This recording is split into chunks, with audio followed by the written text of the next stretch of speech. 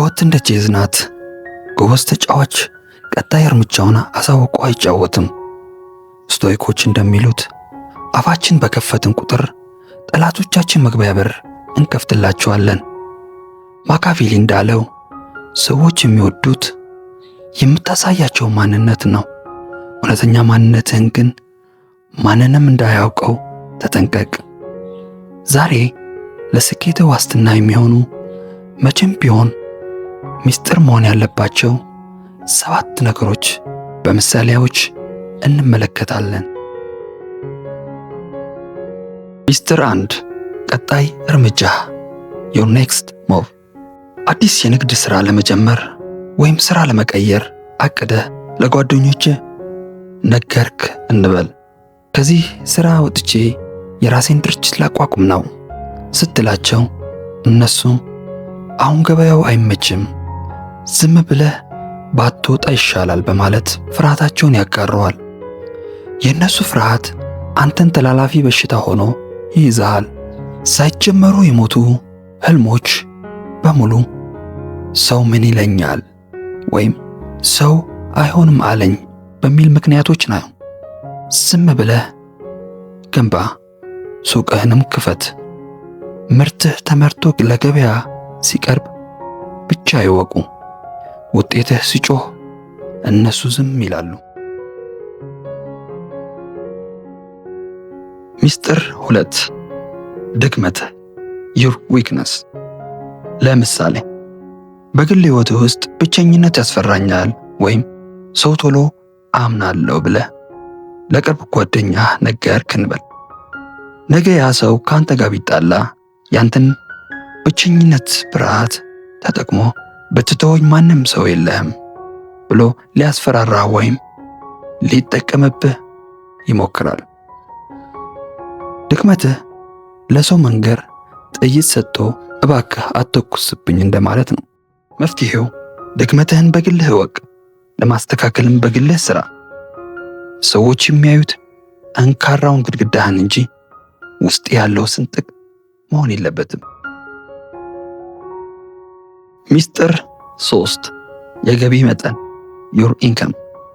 ለምሳሌ በወር 100,000 ብር እንደምታገኝ ለዘመዶችህ ወይም ለጓደኞችህ ነገር። ከዚያ ቀን ጀምሮ በሬስቶራንት ስትመገብ ሀብታም ስለሆንክ አንተ ክፈል ይለዋል። ካልከፈልክ ደግሞ ንፉግ ትባላለህ። የሚያስፈልግህ ባይሆንም እንኳ እገዛ አድርግልኝ የሚሉ ጥያቄዎች ይበዙብሃል። ገንዘብህ የታወቀ ቀን ሰዎች አንተ ማየት ያቆማሉ። የሚያስቡት ስለ ብርህ ይሆናል። ስለዚህ መፍትሄው ኑሮ እንዴት ነው ሲሉ እግዚአብሔር ይመስገን እየሰራው ነው ብለህ በግርድፉ እለፍ። ሀብትህ በዝምታ ይደግ።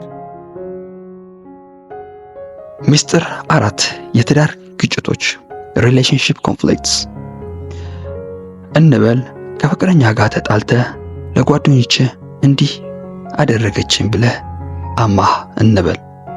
ነገር ግን አንተና ፍቅረኛ ብትታረቁም ጓደኞችህ ግን ያንተን ፍቅረኛ መጥላታቸውና መናቃቸው አያቆሙም።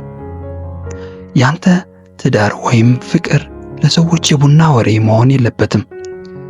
ዛሬ የነገርካቸው ቁስል ነገ የነሱ መሳለቂያ ይሆናል። ስለዚህ መፍትሄው የግል ግንኙነትህን እንደ ቅዱስ ነገር ጠብቀው። ችግር ካለ መፍትሄው ያው ግንኙነቱ ውስጥ እንጂ በሰው ምላስ ላይ አይደለም። ሚስጥር 5 የቤተሰብ ሚስጥሮች family secrets።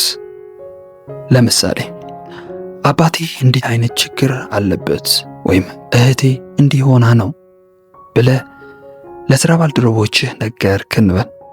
ነገ ለትልቅ የሥራ ኃላፊነት ስትታጭ እነዚህ ሰዎች ቤተሰቡ እንዲህ የሆነ ሰው እንዴት ይህን ቦታ ይይዛል ብለው በድብቅ ጥርጣሬ ሊዘሩ ይችላሉ። ስለዚህ ሰዎች አንተን የሚመዝኑት በቤተሰብህ ታሪክ ጭምር ነው። የቤተሰብህን ጉድፍ ለሰው ስታሳይ ራስህን ዝቅ እያደረግክ ነው። መፍትሄው ቤተሰብ ውስጥ የሆነው ቤተሰብ ውስጥ ይቅር። ውጭ ስትወጣ ግን ሙሉና ጠንካራ ሆነህ ታይ። ሚስጥር 6 የረጅም ጊዜ ህልም ሎንግ ተርም ቪዥን። ከ5 ዓመት በኋላ ትልቅ የፋብሪካ ባለቤት ሆናለሁ ብለህ ለሰው ስትናገር አእምሮ ያንን ደስታ ቀድሞ ስለሚያገኘው ዶፓሚን ሂት መስራትህን ያቆመሃል። ወይም ደግሞ ሰዎች የማይደርስ ህልም ነው ብለው ሞራልህን ይገሉታል። ገና ያልተወለደ ህልም ለሰው ሲነገር ይጨነግፋል። ስለዚህ መፍትሄው በዝምታ ዝራ፣ በዝምታ ውሃ ጠጣ። ፍሬውን ሲበስል ዓለም በሙሉ ያየዋል።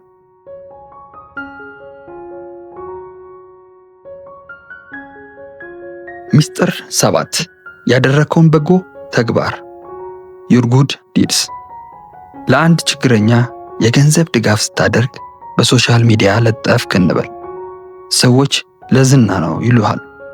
ያደረከውን ቅንነት ትርጉሙን ያጣል።